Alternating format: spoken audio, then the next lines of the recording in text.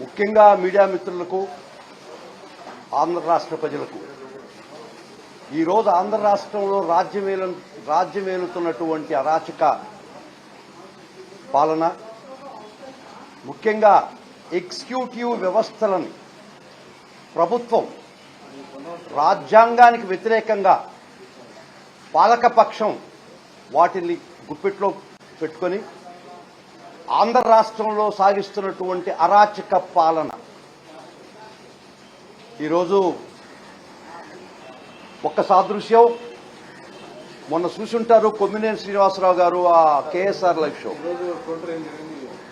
Live షోలో వారు ఆ లైవ్ షో కండక్ట్ చేసేదానికి వారి మీద వేట చేసి బంధించి అప్లై కానటువంటి సెక్షన్లు పెట్టి ఆయనకి వర్తించినటువంటి సెక్షన్లు పెట్టి వేధించి ఫైనల్గా జైలుకు పంపించి పైశాచిక ఆనందం పొందినటువంటి పాలక పక్షానికి ఒకటే చెప్తున్నా, ధర్మం న్యాయం ఖచ్చితంగా ఎక్కడో ఒక దగ్గర గెలుస్తుంది. ఒక్క మాట చెప్తున్నాను, ఇదే విధంగా బ్రిటిష్ పార్లమెంట్లో చర్చలు సెకండ్ వరల్డ్ వార్ జరుగుతుండగా చర్చలను క్వశ్చనేస్తారు. యు ఆర్ లూజింగ్, మీరు సెకండ్ వరల్డ్ వార్ యుద్ధానికి ఇంగ్లాండ్ని పురిగొల్పారు, నేల మీద ఓడిపోతున్నావు, గాలిలో ఓడిపోతున్నావు, సముద్రం మీద ఓడిపోతున్నావు అని క్వశ్చన్ వేస్తే పార్లమెంటేరియన్స్ చర్చిల్ గారు ఒక సమాధానం చెప్తాడు, yes we lose on the ground, we lose on the water, we lose in the air, but we will win in the heaven అని చెప్తాడు. అట్టా మేము ఒక్కొక్క దగ్గర ఓడిపోతున్నా కూడా మొక్కవోని ధైర్యంతో ఈరోజు సుప్రీంకోర్టుకు తీసుకొచ్చినటువంటి వైనం, కింద కోర్టులో న్యాయం జరగనటువంటి పరిస్థితి, 3 సంవత్సరాల లోపల శిక్ష ఉండేదాని ప్రతి అఫెన్స్కి 35(3) BNSS ఇవ్వాలి, 41A CRPC ప్రకారం ఇవ్వాలి. ఇట్లా చట్టం చాలా స్పష్టంగా చెప్పినా కూడా వారు ఆ కేసుకి SC/ST యాక్ట్ జోడిస్తే గౌరవ మ్యాజిస్ట్రేట్ వారు దాన్ని తీసేయడం జరిగింది, డిఫమేషన్ సెక్షన్ తీసేయడం జరిగింది. వారి మీద నమోదైనటువంటి సెక్షన్స్ 4 సెక్షన్స్ కూడా 6 సెక్షన్స్ కూడా 3 సంవత్సరాల లోపల పనిష్మెంట్ శిక్షార్హమైనటువంటి కేసుల్లో కూడా మేము వాదనలు చాలా గట్టిగా వినిపించినా కూడా అర్నేష్ కుమార్ జడ్జిమెంట్ ప్రకారం అరెస్ట్ ఇల్లీగల్, 35(3) ప్రకారం నోటీస్ ఇచ్చి పంపించేయాలా, ఇది అరెస్టే ఇల్లీగల్ మేము వాదించినా కూడా అక్రమమైనట్టు అరెస్ట్ చేసి కోర్టు ముందర ప్రొడ్యూస్ చేసినా కూడా కోర్టు వారి దృష్టికి కూడా తీసుకుపోయినాం. మీరే 2 సెక్షన్లు తీసేశారు దీనికి అనువర్తించమని, కొరవ సెక్షన్స్ 3 సంవత్సరాల పనిష్మెంట్ కదా, అర్నేష్ కుమార్ జడ్జిమెంట్ ప్రకారం 35(3) ఇచ్చి పంపించేయండి అని చాలా దూరం వాదనలు వినిపించాం. చాలా వరకు మేము ఆ మా వాదనలు అప్ టు లంచ్ టైం పరిగణలోకి తీసుకోలేదా గౌరవ న్యాయస్థానం. అయినా అప్పటికే రిమాండ్ చేయడం జరిగింది. తర్వాత లంచ్ తర్వాత మమ్మల్ని ఆర్గ్యుమెంట్ చెప్పన్నాము, ఏదో చెప్పామనుకోండి, అయినా కూడా 3 సంవత్సరాల లోపల పనిష్మెంట్ సెక్షన్కి రిమాండ్ కొమ్మినేని శ్రీనివాసరావుని రిమాండ్ చేయడం జరిగింది. దాన్ని మేము చాలా సీరియస్గా పరిగణించి చట్ట పరిధిలో లేనటువంటి అంశం అని చెప్పి మేము ఈరోజు మొన్న పిటిషన్ ఫైల్ చేసి SLP ఫైల్ చేసి గౌరవ సుప్రీంకోర్టు దగ్గర ఈరోజు వాదనలు జరిగినాయి. వాదనలు జరిగితే సుప్రీంకోర్టు వారు చాలా స్పష్టంగా చెప్పి వారిని ఫోర్త్విత్ ఈ క్షణమే జైలు నుంచి రిలీజ్ చేయాలన్నటువంటి ఆర్డర్ ఇవ్వడం జరిగింది ఈరోజు. తర్వాత ఈ కేసు మేము పూర్వాపరాలు పరిశీలిస్తాం. First interim relief, illegal arrest కదా, అది ఇల్లీగల్ డిటెన్షన్ కదా అని మా వాదన.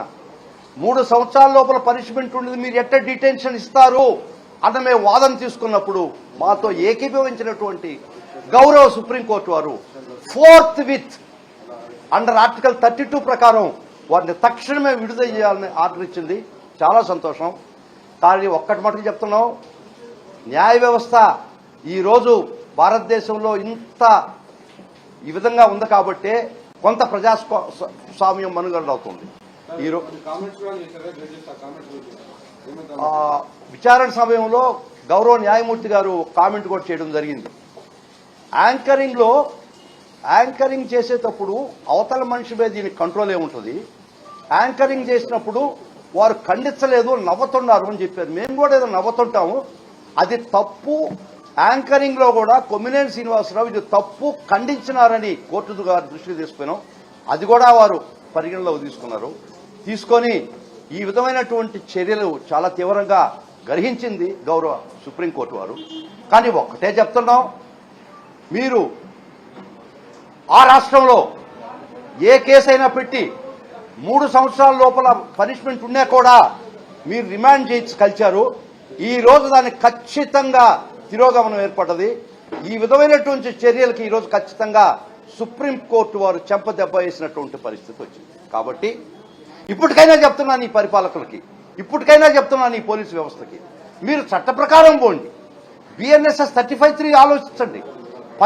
పనిష్మెంట్ బిలో 7 years ఉంటే మీరు హక్కు అరెస్ట్ చేయడానికి లేదని చాలా స్పష్టంగా అర్నేష్ కుమార్ చెప్తే కూడా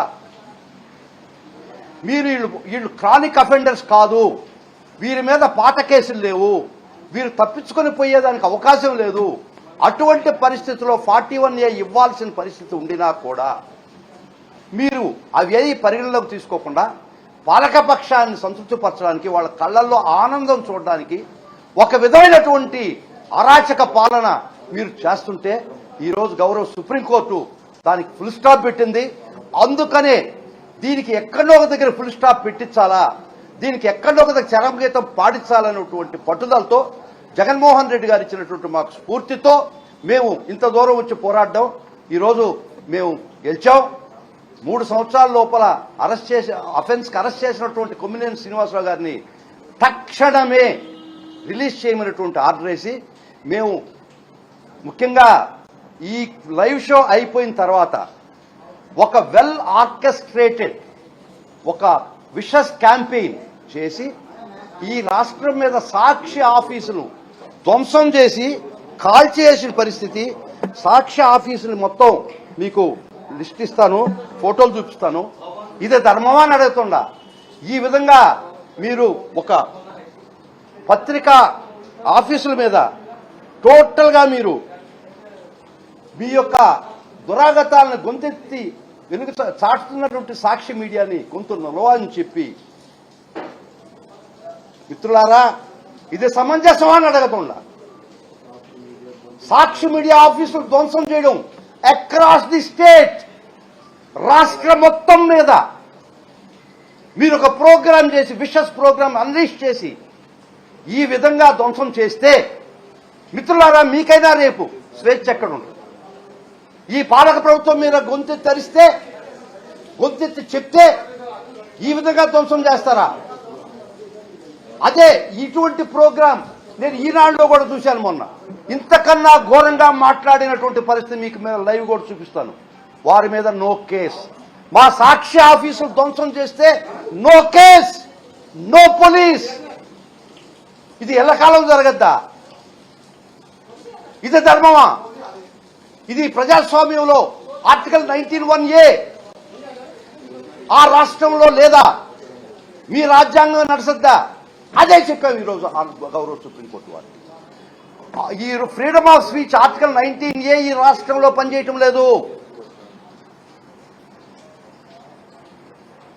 ఈ విధంగా సాక్షి ఆఫీసుల్ని ఒక ప్రోగ్రాం ఎయిమ్ చేసిన దానికి, ఎయిర్ చేసిన దానికి ఇంతకన్నా దారుణంగా సాక్షిలో, ఈనాడులో ఇంతకన్నా దారుణంగా ఇదే సబ్జెక్టు మీద ఇటువంటి ప్రోగ్రాం మీరు ప్రచురితం చేస్తే నో కేస్. ఈ విధమైనటువంటి దుర్మార్గాలు ఖచ్చితంగా అడ్డుపడతాం. న్యాయ వ్యవస్థ దృష్టి తీసుకుపోతాం. ఎక్కడ న్యాయం జరగకపోయినా అంచెలంచెలుగా ఫైనల్గా గౌరవ సుప్రీంకోర్టు గారు ఉంది, వాళ్ళు ఖచ్చితంగా ఈ అరాచకాలను అడ్డుకట్టేస్తారని మేము భావిస్తున్నాం. ఈ రోజు ఖచ్చితంగా ఈ రాష్ట్రంలో జరుగుతున్నటువంటి అరెస్టులు, బిలో 7 years అరెస్టులు, రిమాండ్లు, ఇది ఇల్లీగల్ అని చెప్పి ఆర్డర్ ఇచ్చినటువంటి పరిస్థితి. ఈరోజు below 7 years offences measure routine మీరు అరెస్ట్ చేయడం, వాళ్ళు కోర్టు దృష్టి దగ్గర తీసుకోవడం, వాళ్ళు కూడా అర్నేష్ కుమార్ జడ్జిమెంట్ ఖాతరు చేయకుండా as a mechanical fashion remand జరగడం చాలా దురదృష్టకరం. మేము ఖచ్చితంగా మేము చట్ట ప్రకారం రాజ్యాంగ పరంగా మా వాదనలు ప్రతి కోర్టులో వినిపిస్తాం, రిమాండ్ కోర్టులో వినిపిస్తాం, హైకోర్టులో వినిపిస్తాం, కాకపోతే సుప్రీంకోర్టులో కూడా వినిపిస్తాం. ఈరోజు ఖచ్చితంగా ఈ విధమైనటువంటి ఇల్లీగల్ అరెస్టులు, ఇల్లీగల్ రిమాండ్స్కి ఈరోజు ఖచ్చితంగా గౌరవ సుప్రీంకోర్టు అడ్డు వేసింది. చాలా సంతోషం. ఈ విధమైనటువంటి ఒక విషస్ క్యాంపెయిన్ సాక్షి ఆఫీసెస్ మీద అక్రాస్ ది స్టేట్, అది కూడా తీసుకుపోతున్న దృష్టిలో ఇది ఇంట్రీమ్ రిలీఫ్ ఇచ్చారు.